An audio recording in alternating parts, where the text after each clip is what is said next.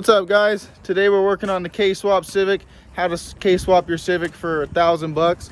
We're gonna be pulling out the motor today and putting in the manual rack and pinion so you can clear the transmission. My buddy Dom, you guys remember Dom? He should be pulling up any minute. He's gonna be helping. I think I hear him coming actually. Wait, who's that? That Dom right there? Oh, there he is. Oh my God. Oh my God. Dom's here on time. Jesus Christ. What an entrance. This guy's showing up on time today, guys. Woo! That's a long ride. Damn, bro.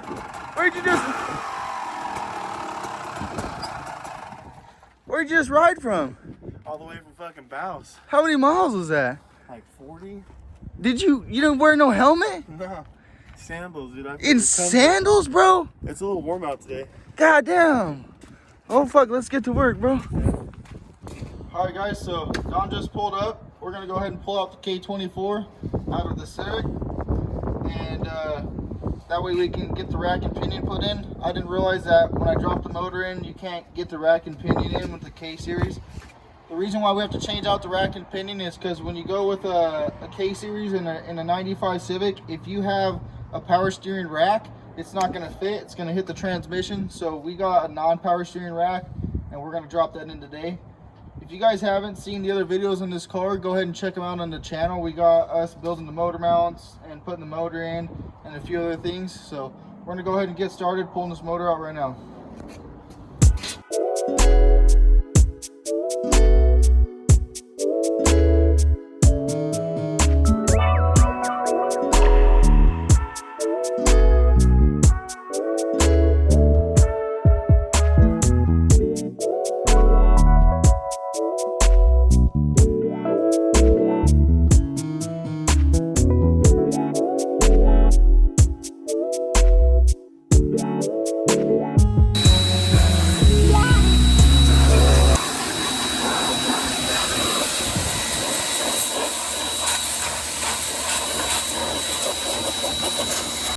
Alright guys, so right here, while you have your rack and pinion out and the motor out, you should cut the edge of this off right here so you can gain some clearance on your exhaust manifold and stuff. If you cut just like this edge right here, you'll have a lot more room on the exhaust.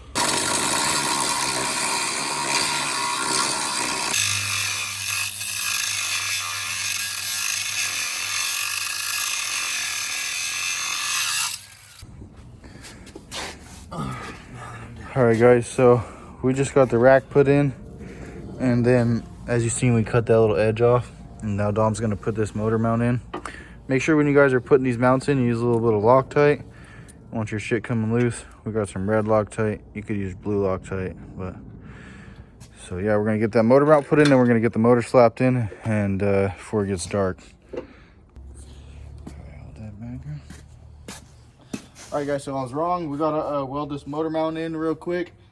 You don't have to weld yours in. You can leave the bolts on the bottom, but they are recommended to be welded. So we're gonna weld ours with the new Everlast welder that you guys seen right over there.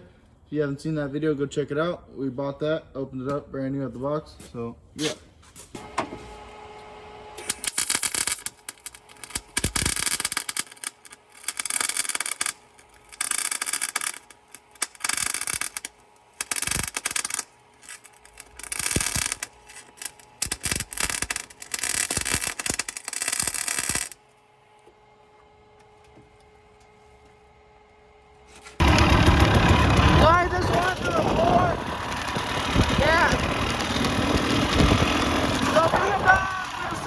We rode our dirt bikes to his house. And my light on my dirt bike is right here. That one. It went dead on the way home. And I'm driving home. My phone line. I don't know if you can hear me, but I'm riding home with my cell phone. 20 to 30 miles.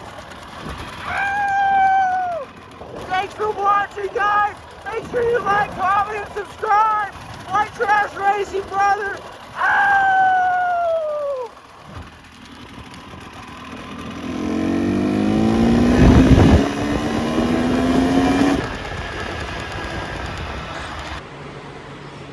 All right, guys, for anybody that watched this far, appreciate you guys. Thanks for watching the video all the way through. You guys are the real MVPs, like I always say.